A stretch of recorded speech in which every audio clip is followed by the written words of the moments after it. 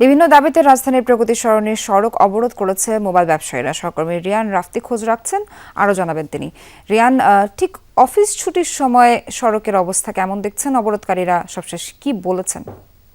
এই মুহূর্তে আমি অবস্থান করছি যমুনা ফিউচার পার্কের সামনে। সেখানে কিন্তু দুই পাশের রাস্তায় এখন অবরুদ্ধ আছে। অবরুদ্ধ কেন আছে সেটা আমি আপনাদের বলছি।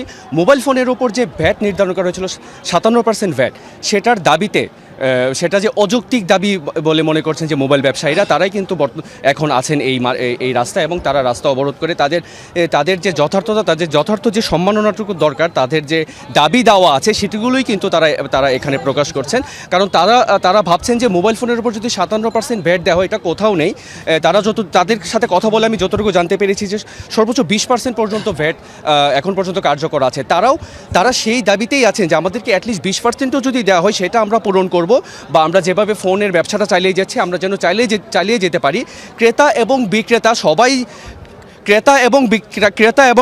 সবাই যেন তারা নির্বিঘ্নে ফোন কিনতে পারে, ফোন ইউজ করতে পারে, সেটা যেন তারা নিশ্চিত করতে পারে। সেই জন্যই কিন্তু তারা এখন এই রাস্তায় নেমেছেন। আমি যদি আপনাদের আশেপাশে একটু দেখাই, এখানে কিন্তু অনেকেই আছেন যারা মোবাইলের ব্যবসা করেন।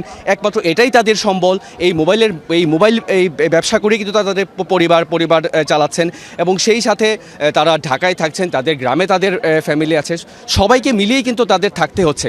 আমরা যদি তাদের কাছ থেকে একটু শুনতে চাই, আজকে যেমনটা আমি শুনছিলাম যে আজকে একটা মিটিং হয়েছিল যেখানে তাদের ফেভারে তাদের যে দাবিগুলো আছে সেগুলো সেখানে উত্থাপন করার কিন্তু একটা ছিল, কিন্তু তাদের ফেভারে তারা যে দাবিগুলো চায় সেগুলো কিন্তু আসেনি আজকের এই মিটিংয়ে। ফলপ্রসূ কোনো ফলাফল আসেনি তাদের পক্ষে। আমরা একটু তাদের কাছ থেকে জানবো যে কয়েকদিন আগেও কিন্তু এখানে সেম আন্দোলনটাই হয়েছিল, আপনারা আন্দোলনে নেমেছিলেন, আপনাদের দাবি দাওয়া পেশ করেছিলেন। এরপর জানানো হয়েছিল যে সেখান থেকে একটা মিটিং হবে, সেখানে আপনাদের দাবিগুলো নিয়ে কথা বলা হবে। আজকে মিটিং হয়েছে, এখন আপনাদের এই মাঠের অবস্থা নিয়ে যদি আপনারা একটু বলতেন। আমরা সকাল থেকেই কিন্তু যমুনার ভিতরে আমাদের সকল ব্যবসায়ী, সকল স্টাফ সবাই কিন্তু যমুনার ভিতরে আমরা অবস্থান করছি। আপনারা দেখছেন হয়তো আমরা কিন্তু কোনো চিল্লাচিল্লি হইলা কিছুই করি নাই। কেননা আমাদের আশ্বাস দেওয়া হয়েছে যে আপনাদের সকলের উদ্দেশ্যে বলতে চাই, একটা ভালো নিউজ আসবে। আমরা এই যে আজকে ইনশাল্লাহ অনেকবার বলছে আমরা কিন্তু এই শুরু থেকে এক মাসের বেশি হয়েছে, 1 মাস সময় দেওয়া হয়েছে। আজ পর্যন্ত কোনো আন্দোলন দেখবেন 1 মাস সময় দিয়ে রাস্তা নামা হয় না। আমরা 1 মাস সময় দিয়ে এরপর রাস্তা নামছি। আমরা প্রত্যেকটা ব্যবসায়ী এখানে লোনে জড়িত ভাই। এই যে কোটি কোটি টাকা লোন, এগুলো আমরা দিতে পারবো না একটা সময়। তখন লোনগুলো যে দিতে পারবো না, আমাদের সুসাইড করা ছাড়া কোনো অবস্থান নাই আমাদের এখানে।